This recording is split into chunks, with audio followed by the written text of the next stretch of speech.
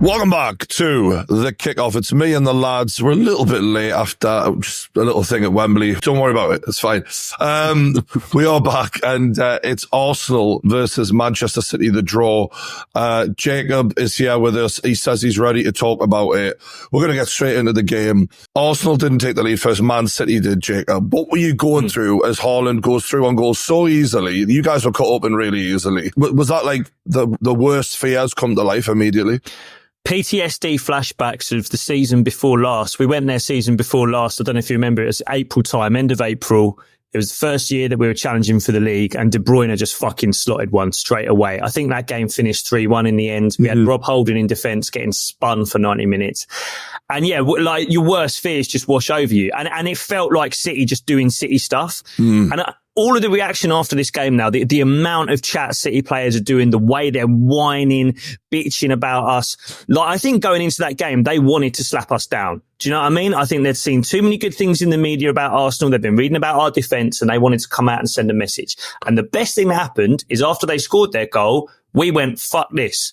We're not your whipping boys anymore. We've not come here to get a pat on the head and for Pep to come out afterwards and say, they're so good, Arsenal. They're so good. We're not here for that anymore.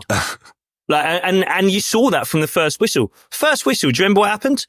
Kai Havertz just went fucking through Rodri. Straight in, yeah. Kai Havertz went, fuck this, I'm going through you. And this is what your afternoon's going to look like. Speaking of which, Rodri got injured. I've got to go to the Chelsea boys as well, because this is a huge impact in the season. And I know for a fact, Joey and Josh are sat there thinking we might have a sneaky fucking chance this season, right? So, no, admit it, you fuckers. Admit it. Shove the gun there. I know for a fact they do. So, when Rodri, we all know the impact this man has on the Premier League, right? He's one of the most important players that City have ever had. What is everyone's thoughts about them losing him for the season? That's massive. I think it's massive because you've got to factor in, not only are they losing Rodri, at the moment they're without Kevin De Bruyne. It's not a long-term injury like he had last season, but if we're going on the injury form, there's going to be some sort of suggestion that maybe he might pick up an injury in there. And then when you look at the midfield reinforcement, oh my God, it's brilliant, but it's not Man City levels of brilliant. You know, the boy Nunes that they brought in from Wolves, he's hardly lit the world up. And although Pep Guardiola has a really good trait of being able to bring players who maybe we didn't have massively high hopes for or think were well beaters, like potentially even the job that Mateo Kovacic is doing in there, I do think they'll massively suffer. Now, they went on, what was it? Was it a 74, 75 game unbeaten streak when they had Rodri in the team? And obviously, as I found out last weekend, all good things must come to an end. But what I would say is if you look at the percentage, right? If you look at the percentage, their win percentage over the course of Rodri's duration at Manchester City is 74% when he's been in the team. When Rodri has not been in the team, that win percentage is 64%. And 10%, I get 10% isn't like a mind-blowing amount. It doesn't sound like a lot. But 10% for Man City, who win week in, week out and are a dominant team in the Premier League, that 10% could be the difference maker between a league title, because we've seen the margins are so small between them and Arsenal in the last few seasons. Bearing in mind, there was 2 points between these two. 10% is enough. There you go.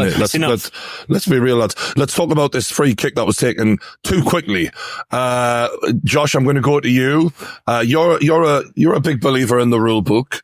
Was this, you know what I'm saying. Was this out of order or was it fair?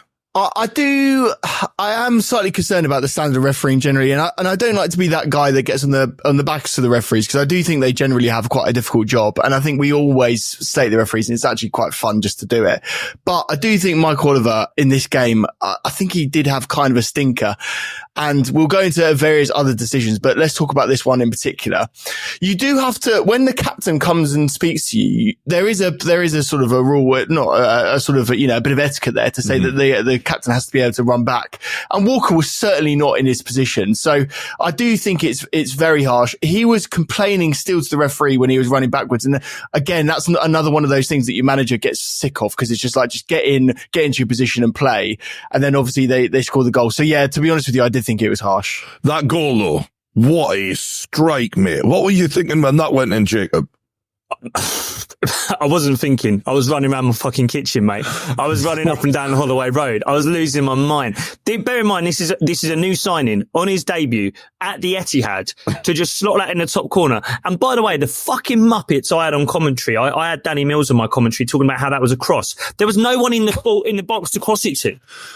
Like what? Also, like the Kyle Walker thing, I wasn't in position. Saka wasn't in position. He didn't just call one player over. He called Saka and Walker over. They started complaining about the ball not being where the foul was taken. Do you know why the ball wasn't where the foul was taken?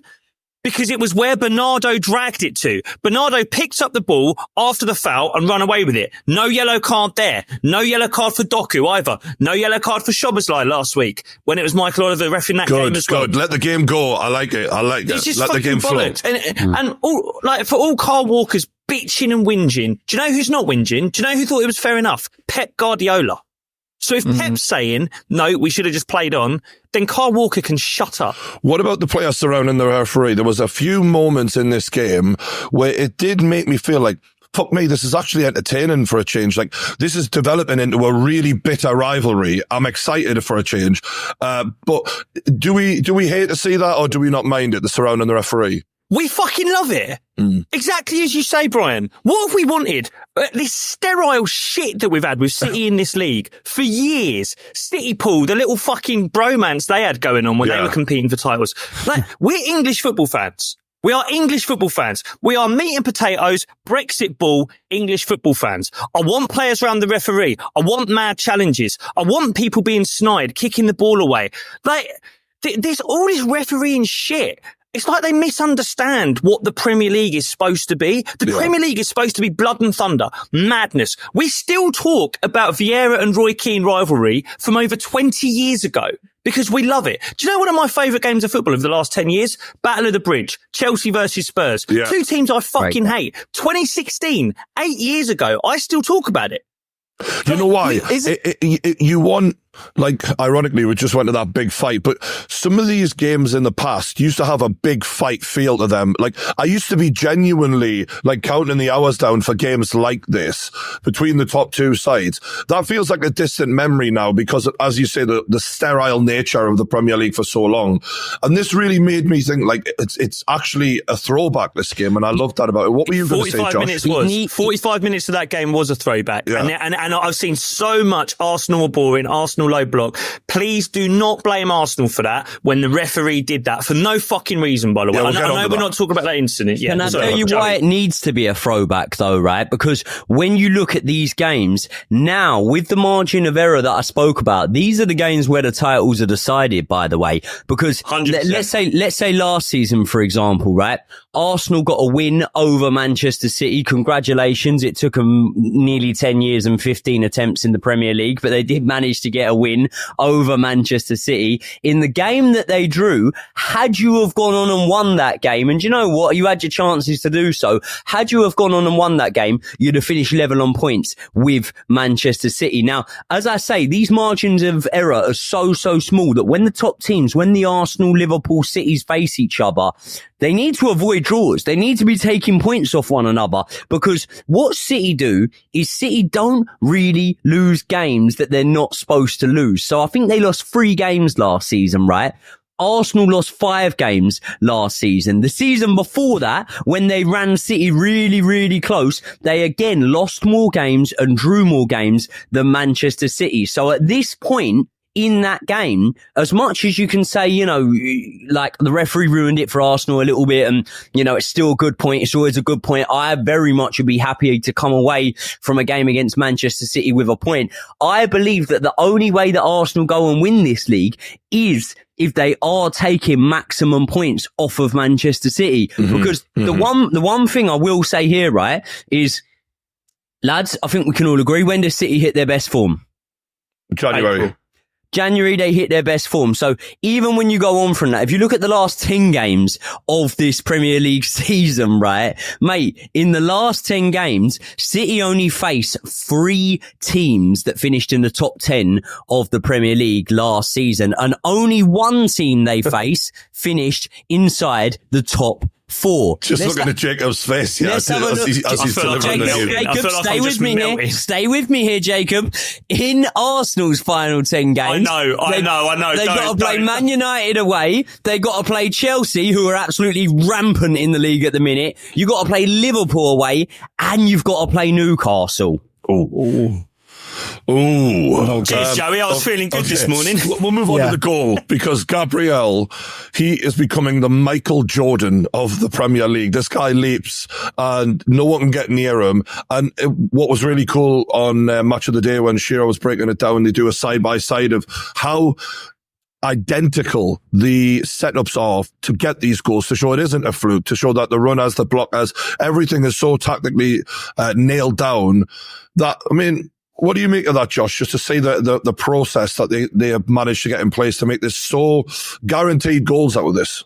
I heard a lot of people sort of describing it in sort of like American football terms with sort of like set plays and sort of the practice that goes into it. And it absolutely is right. And I have to say, talking about referee performances, like I do think that Arsenal do get this right in terms of the level of blocking, because you've seen it in the past where people have, held players back, clear and obvious fouls, the Cucurella pulling of the hair, that's what this reminds me of, but here it's all absolutely fine, absolutely legal. The thing that I cannot understand, and we have to talk about this, is that Man City, for all of the amazing management that they say they have with the best team, the best coaches in the world, they're putting Jeremy Doku on Gabriel, first of all, and then they're putting Kyle Walker, who quite frankly has a nervous breakdown after this and sort of has walks back to the centre circle and says, it's my fault. And it's like, yeah, we all know it's your fault, mate. You lost your man. It's quite clear. He wasn't talking about the game. I think he was talking about his personal life.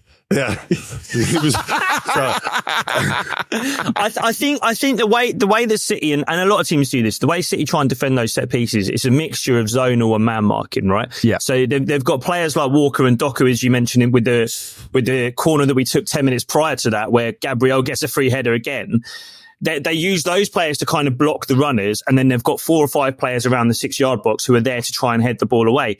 The thing is, like Brian says, we're kind of unstoppable with this stuff now. And it's a mixture of things. First of all, no defender has scored more goals in the last 2 years than Gabriel, right? At some point you have to say, I know we've got this set piece coach. This guy's just fucking great at attacking the box and heading the ball. The other thing you have to say, Bukayo Saka, mate, the amount of assists he gets from corners, the whip he gets on that ball, it's almost unstoppable. There's so much credit being given to Nicolas Jover, our set piece coach, and credit to him because he's changed the way we score goals. But credit to the players, and credit to Arteta, by the way, who brought in the set piece coach, who, as a 30-something-year-old manager, the youngest manager in the league, was willing to say, you know what? I'm not the master. I don't know everything. I'm willing to outsource knowledge to other people. I'm willing to be humble enough to say, I'll bring other people in. You listen to Ange Postecoglou last week, go, no, it's below me, mate. I don't care about set pieces. Did you do? Whereas we'll just say, no, fuck it. We'll get an expert. What I love with Arteta, as an Arsenal fan who grew up under Wenger, it felt like under Wenger, set piece goals, that's for Stoke, that's for Burnley. We don't do that. We're too good for that. We just like nice football. Arteta's going, no, fuck it. I'm up against the best team in the world.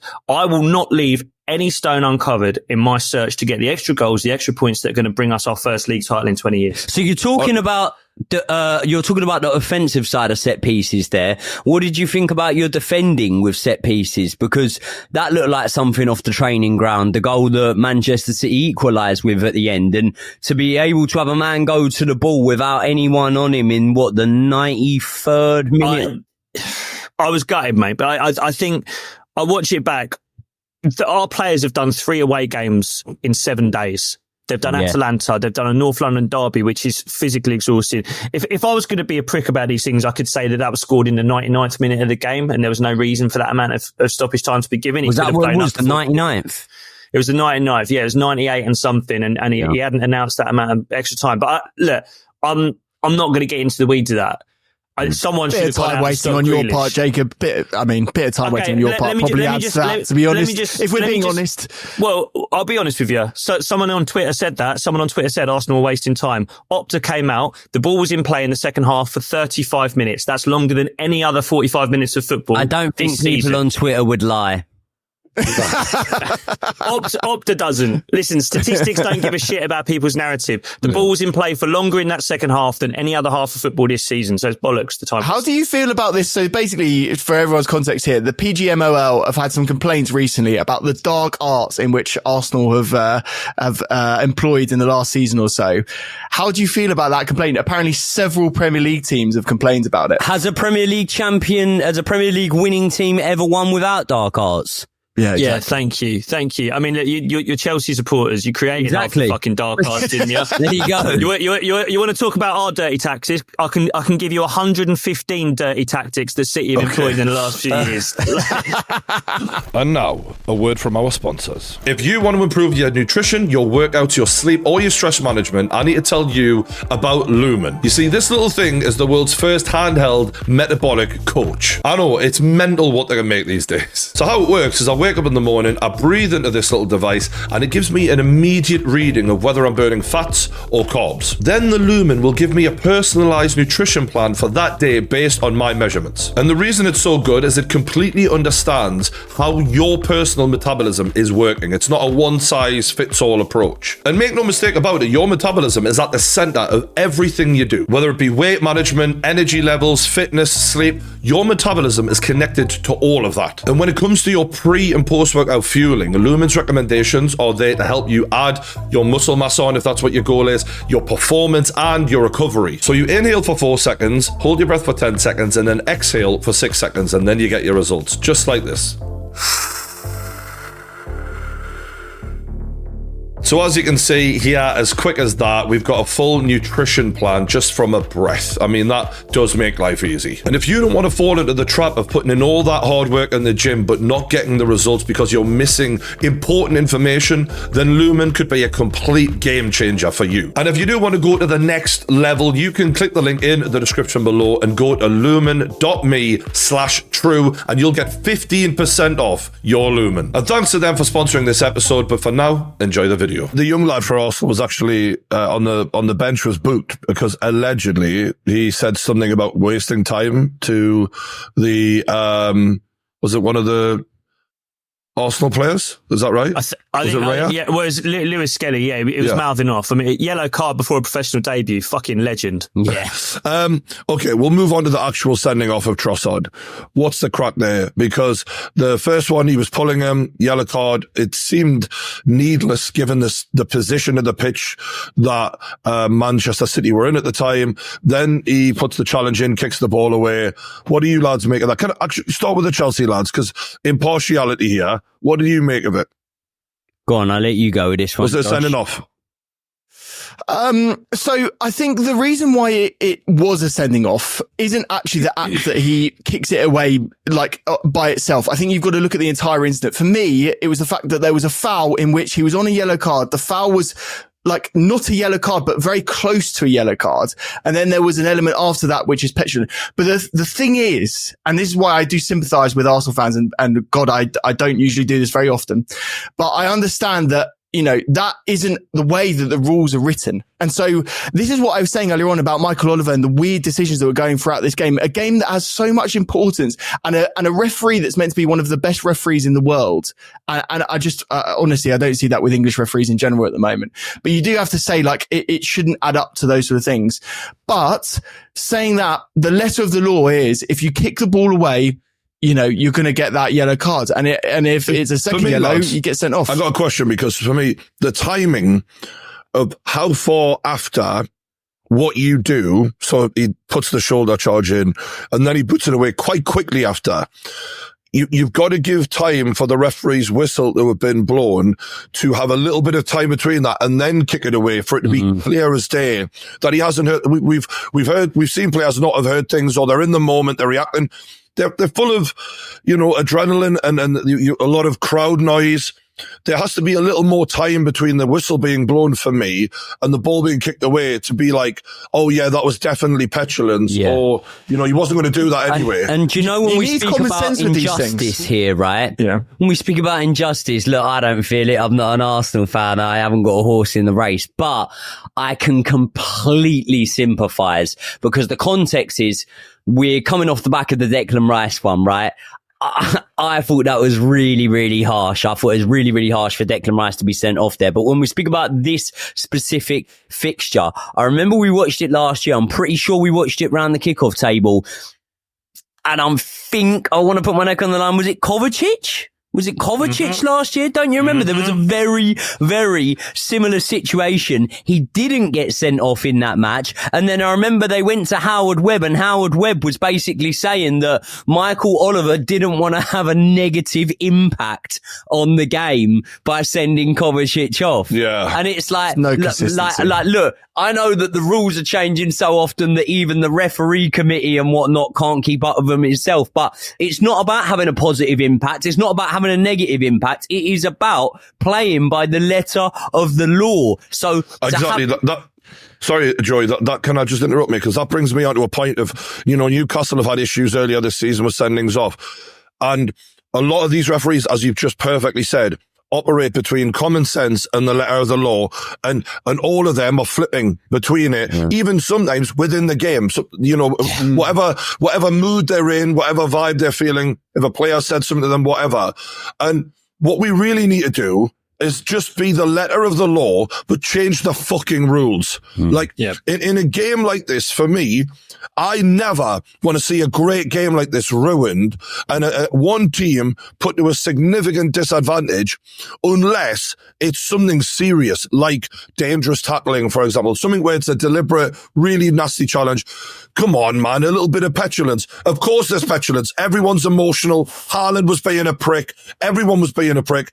I find this ridiculous that a game of this importance has such a huge impact on it from something as nothing as kicking a ball away like that. But this is, can I just jump in? When you say, sorry, boys, but you know when you say about kicking a ball away there, right? We already know that the introduction of VAR has hindered the match times ridiculously. Like, I am sometimes getting away from Stamford Bridge 40 minutes later than I thought I'd be getting away from Stamford Bridge, or at least I would be back in the days before VAR. It's slowing the games down ridiculously. So then I think with the introduction of that, you then look at the other things that can hypothetically slow a game right down. And I understand, look, there's challenges that were made in the early 2000s that, you know, people might have got the first one for free because it was early on in the game and you wouldn't have even got a booking. Now those challenges would be red cards. I understand the way has gone, and I think with the introduction of more and more games and having to protect players, that might be something that you can't really budge on.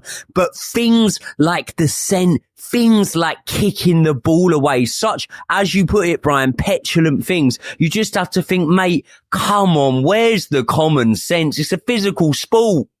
Jacob, can I get it? I need to nip this in the bud. He wasn't kicking the ball away. If you watch it back, Martinelli is in.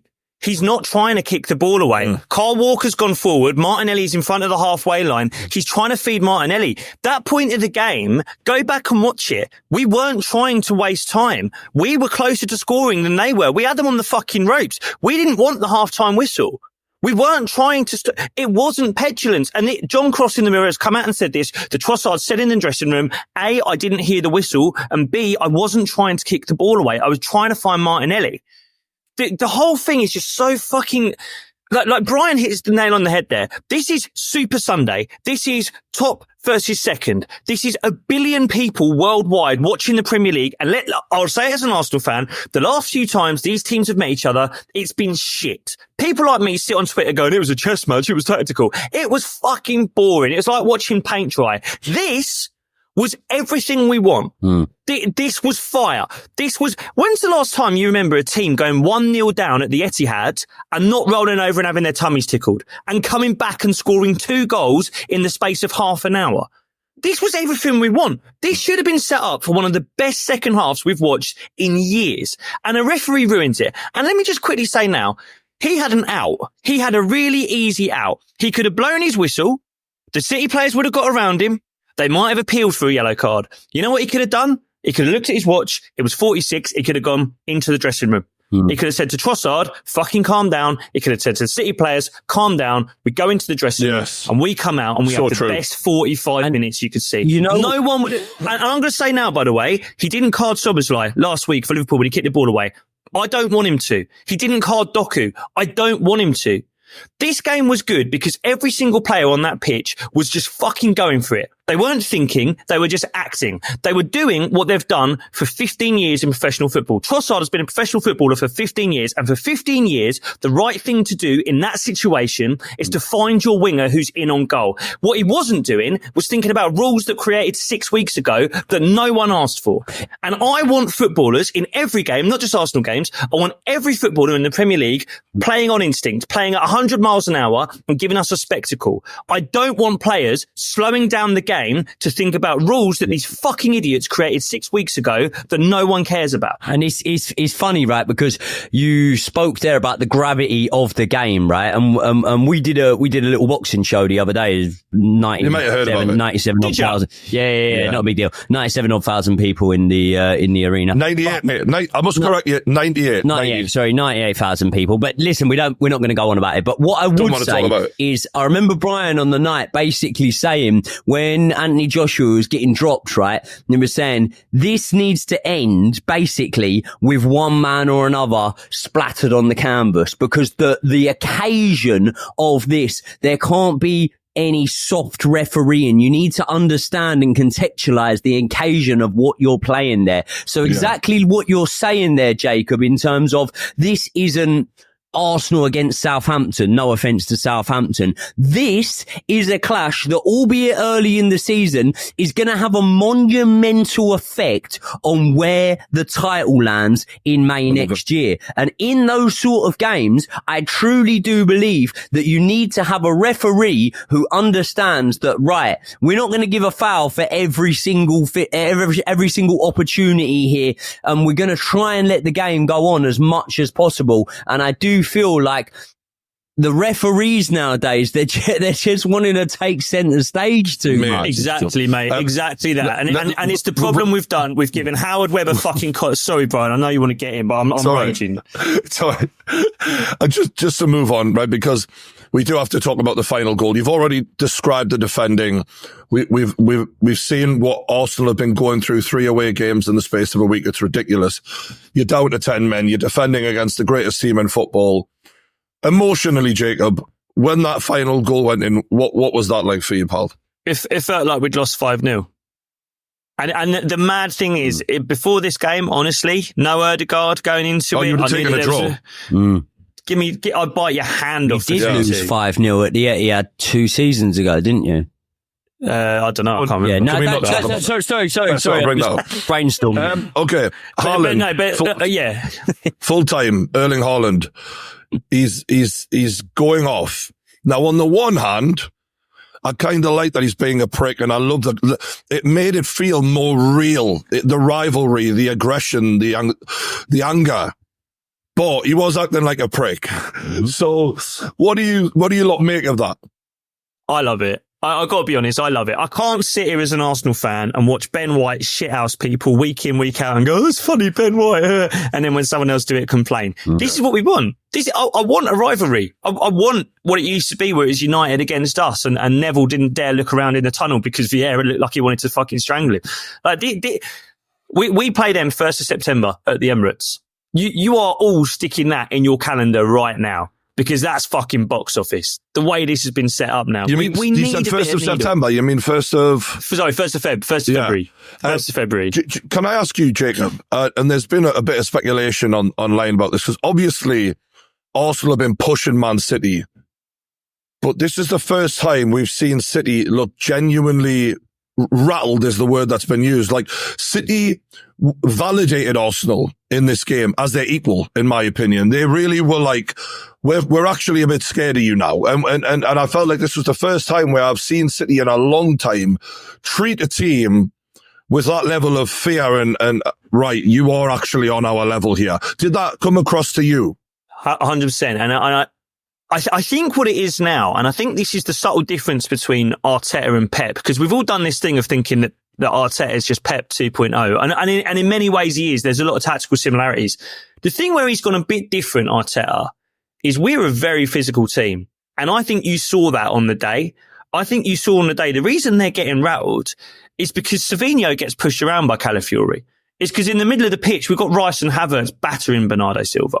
And I think that's the thing now. I think especially players like Haaland, he's having to step up and take a physical responsibility because he's looking around and he's going, shit, these guys are all 6'3". They're all 6'4". He's got a team full of footballers, Haaland, around him, whereas he's a beast, isn't he? These guys aren't just trying to copy our tiki-taka anymore. They're not trying to pass better than us. And we turn up at the Etihad and they just little brother us. They just pat us on the head. They ruffle Zinchenko's cheeks and they go, Pep afterwards. Oh, they're so good. And then they just walk away with 3 points and another league title. They're like, oh shit, they've come and kicked us. They've come and pushed us. Yeah, they're a fight. And the thing is, they can play better football than anyone. They can outscore anyone with that monster up front. I don't know if they can outfight us. Genuinely, I don't know if they can. And I think that's what's rattled them. What about the Chelsea boys? What do you make, lads? Do you think that they're rattled? For me, right, I'm looking at it now and I think if they didn't get that equaliser away, they had the injury to Rodri, I feel that the season would have been considerably different to what it is now. Like, I do think we're still going to get a title race, which is ultimately what we want. I think if that hadn't happened and Arsenal had won, I actually think it would have been more of a procession than we're expecting, especially because we've got this looming decision over us that where we could see points deduction. So let alone Arsenal actually winning the thing. If City do get the points deduction, I think it obviously it's not. But psychologically though, Joey, do you think there's a sense from City of we're in trouble here or we're in a real battle here? Nah. Not if I'm being honest. Completely confident? Not if I'm being honest, because right. Let me answer that more specifically. Is there a sense of it? Yes, this is sport. This is high level sport. Pep Guardiola has competed at the highest level of the sport and won at the highest level of the sport. And you don't get a manager who's done that without that sense of urgency to be able to be the best. However, is it heightened in comparison to seasons gone by?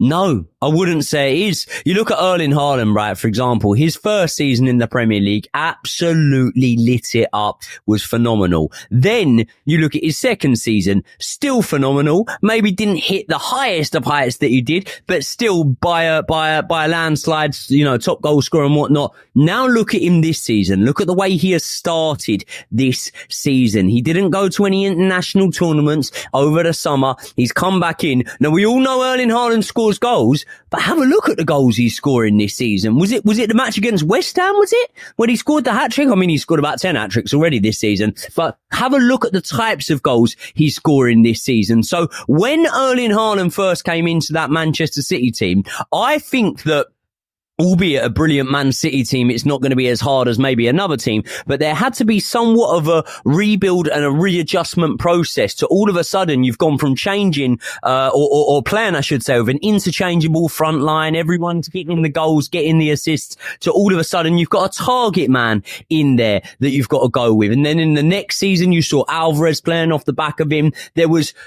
I'm not going to say there was crossed wires, but this is the season now, and it sounds mad with the amount of goals he's already scored. This is the season now where I would be shocked if I look at the results at the end of any match day and Haaland hasn't got on the score sheet. And I honestly believe that the goals that he's going to put up this season are going to break records. He's going to be able to drive them to that title. Pep Guardiola's looking at it and he's knowing he's got his man there to be able to do it. And despite the injuries to the likes of Rodri, and obviously he had injuries last season, Kevin De Bruyne, I honestly do just still think they've got enough. I think that when you put a player into that Manchester City team, they naturally level up because of the environment and the ability around them. So do I think he's rattled in any way? No. Do I think he understands the significance of finally having that rival that can push him right to the end like he did with Liverpool a few seasons ago? Yeah, I do think he has that. But I think Man City are still just going to have enough.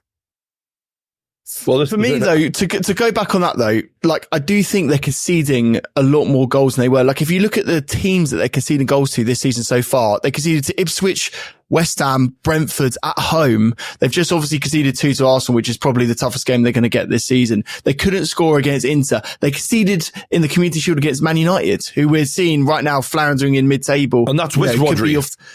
That's with Rodri. Yeah. So the fact that we're saying, oh yeah, Haaland's dominant, Haaland will score goals. Yeah, Haaland's going to score goals. But I tell you what, more than any season that we've seen in the last 5 years, I think City are going to get a few results that you don't expect. There are going to be a few draws in there. And I do think there'll be a couple more losses as well. That's all it takes. The beauty of having a Haaland, you know, like years gone by when we had Thierry Henry and Van Nistelrooy, Shearer, these, like, you can play shit and he'll just dig you out of it. Yeah. But if he does have an off game, or God forbid, he does pick up a knock and he misses a few games, even just a few games, that could massively alter the course of the season. Look, lads, I've fucking loved this chat, by the way. I really love breaking this down with you. I think we've done enough for the day. We'll be back next week. Hopefully Newcastle will be playing a bit better. We haven't talked about that yet. We will do a video next week for everyone wanting to see that one. I've got fucking terrible this season, lads. Clash It's of been the awful. Titans. I'm going to Chelsea against Barrow. We do a bit on that if you want. Who have you got for that one then, Joey? Who'd you fancy? You know what? There's a lot of good Barrow players, man. I like that. I like the ones that hit the balls. I like the ones that head the balls. I like the one in the goal that saves the ball. Okay. We'll wrap it up there. Don't forget, if you haven't already, subscribe to the Kickoff YouTube channel, hit the like button, and we'll see you on the next one.